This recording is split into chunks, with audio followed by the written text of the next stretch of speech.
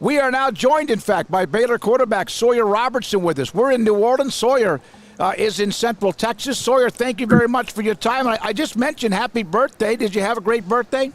Yes, I did. It was awesome. Parents got to come into town. Got to hang out with them for a little bit, so it was really good. Good for you.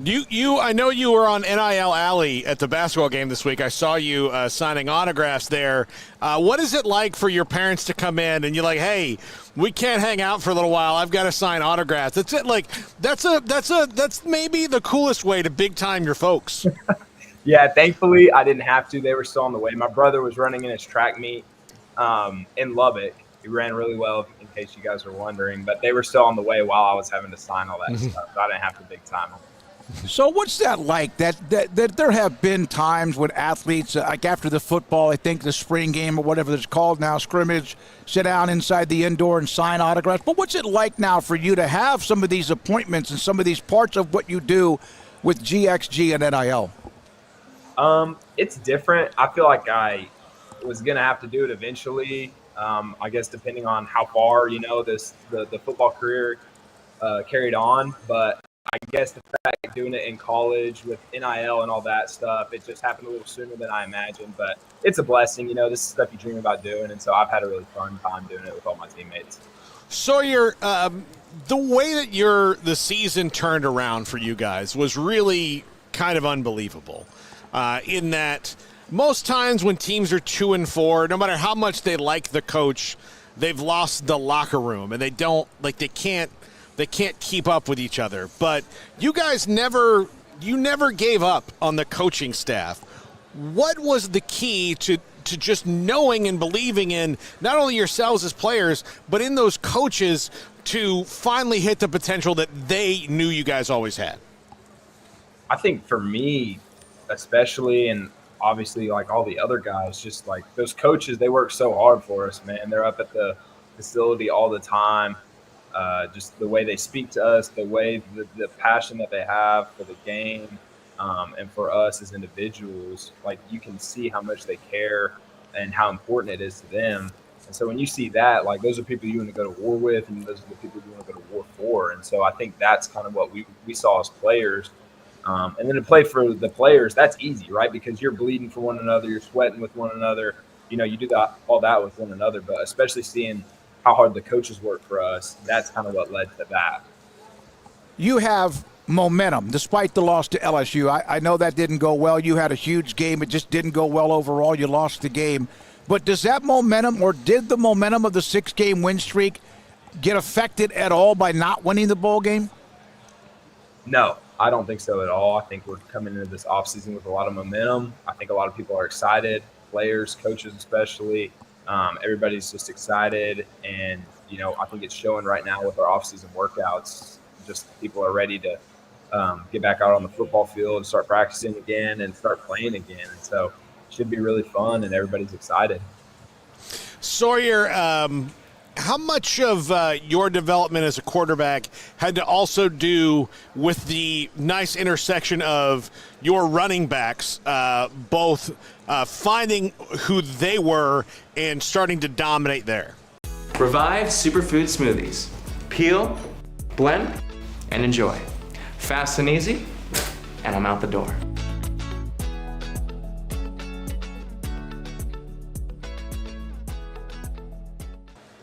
It's huge, right?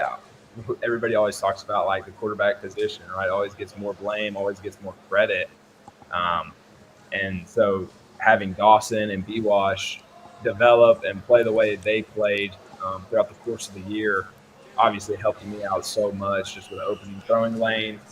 Josh Cameron, Hal, Monterey, Ashton, all those got Trigg. Just the seasons that they all had really made my life easy, right? So that kind of goes with quarterbacks getting more praise than what they deserve. I feel that 100%. And the running game had a big thing to do with that. Sawyer, a lot of colleges are not holding or hosting or playing legitimate what you call spring games. A lot of them have gone to scrimmages, controlled scrimmages, even like almost modified type practices. Some are just canceling it altogether.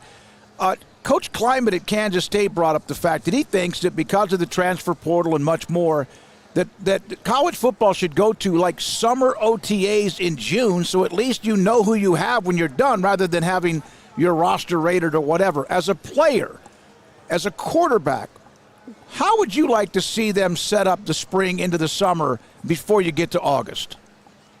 Yeah, that's interesting. I didn't see that, haven't heard of that. I think that would be a good idea.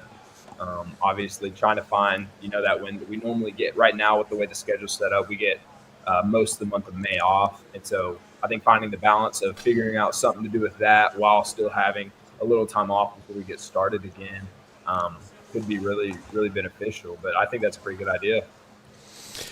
Sawyer, this is like, such kind of a crazy thing when you think about like what's your roster going to be next year and all that. You guys have had like the normal attrition of guys graduating. You've had a couple guys transfer out. You've had some new guys come in.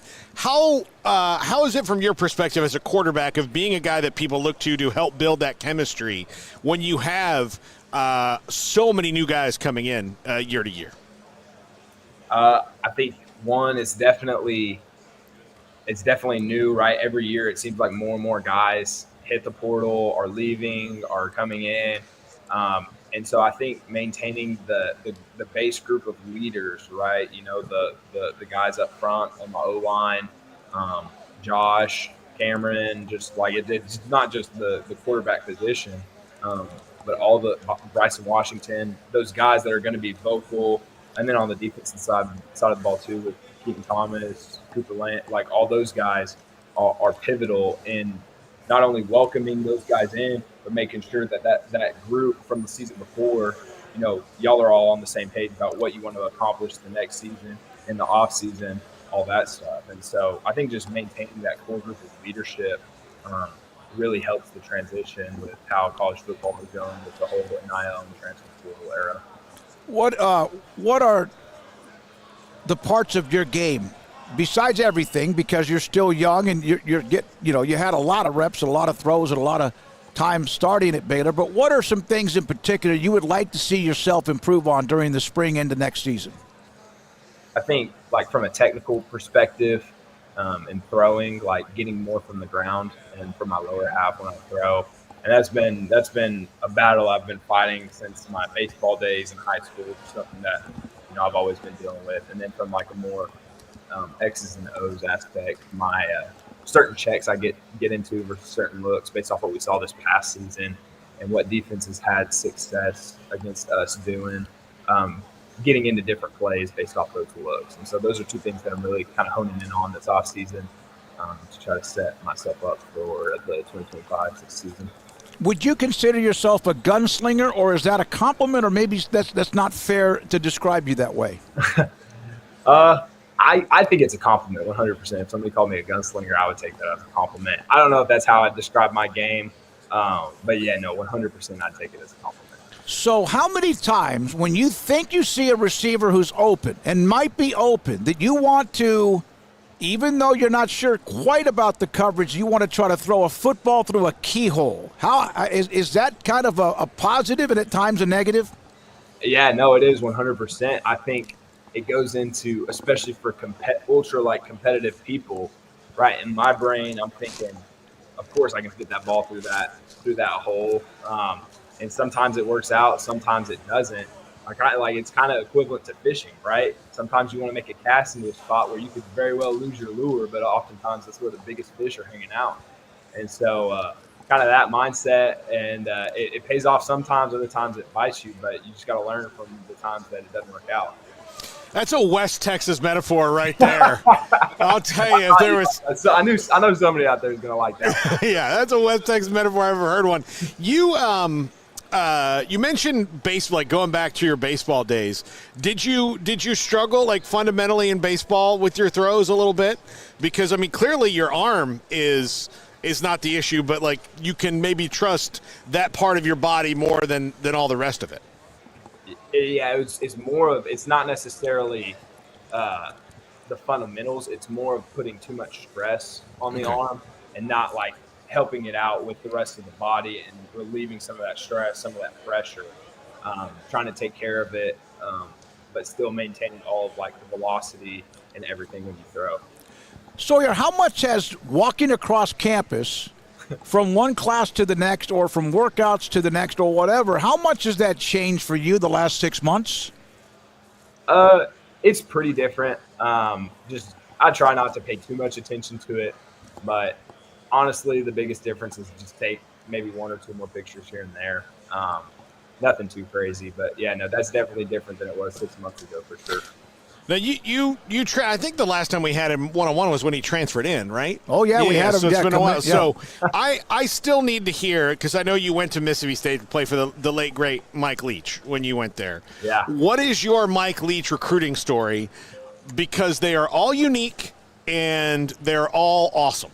Yeah, well, I don't know how much time you guys have. I could sit here and tell Mike Leach stories all day, but my recruiting story with him is since he was at Texas Tech, I mean, all he wanted to really talk about was the Mexican food in Lubbock and where I was his favorite places when he was there. That's all he wanted to talk about. And so when I committed, I spent all day calling all these other coaches from all these other programs and telling them, like, hey, like, I'm sorry, thank you for your time, but I'm going to go play at Mississippi State. I want to play for Coach Leach, all this and that.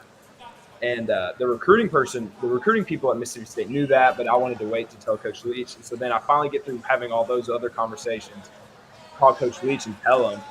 And he was like, "Oh, well, that's great. So have you tried this spot yet? They've got really good."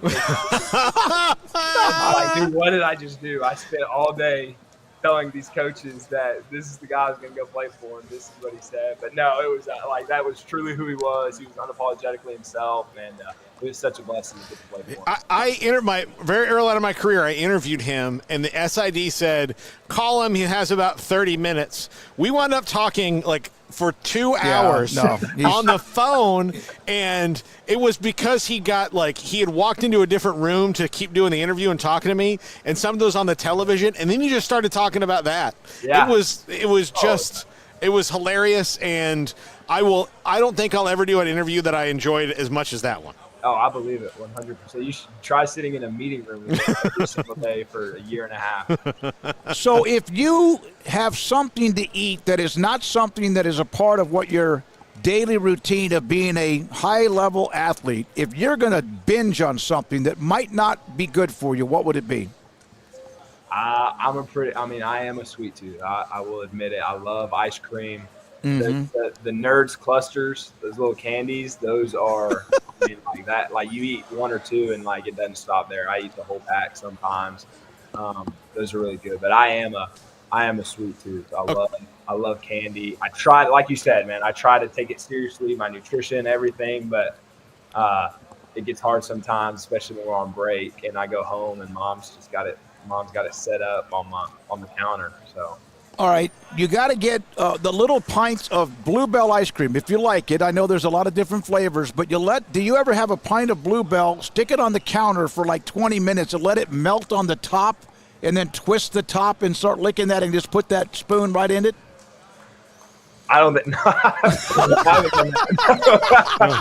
If I get Bluebell, I normally just take the lid off, start eating. No, I promised you. Let it sit on the counter for like 20. Yeah, you got to let it sit, and it gets really soft and creamy at the top. It's just, I'm telling you, you'll remember that. Okay, I might try it. Sawyer, are you a vanilla guy? Like you just go? I do vanilla if I'm having cake, which I don't eat a lot of that anymore. I'm a chocolate, just Dutch chocolate. Okay. Now, are you a varieties guy? Like, do you change it up, or do you?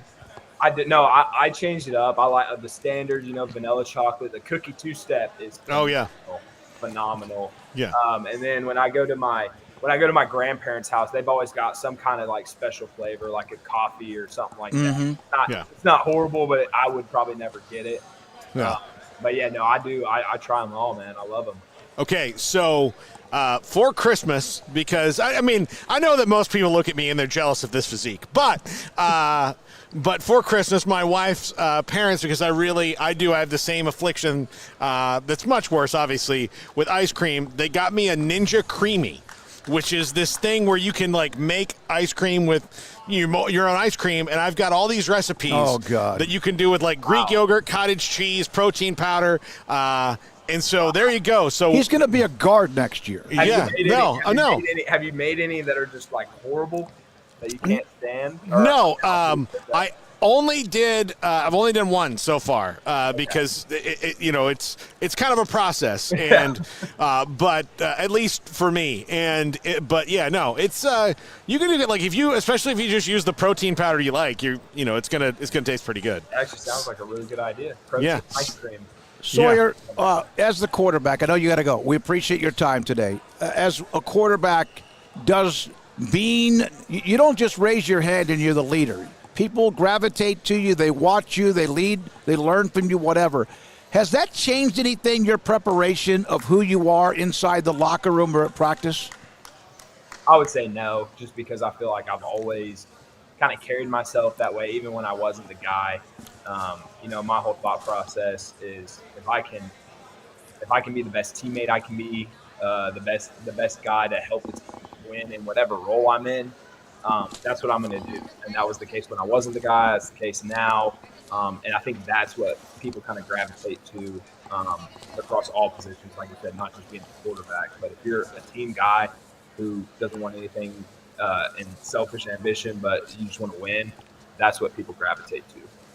All right, man. Hey, thank you for your time. Appreciate it. Enjoy the rest of whatever time you have until you start spring drills. We'll see you during spring practice and much more. Enjoy all of this. I hope you have time to enjoy what you're able to do now, and kind of like soak it in. And then, of course, I know you have bigger goals too. So thanks for your time. We appreciate it. Yes, thank you guys for having me. It means a lot. Sawyer Robertson, Baylor quarterback, with us on 365 Sports. Appreciate his time. Thanks to Brent Ingram as well for lining that up.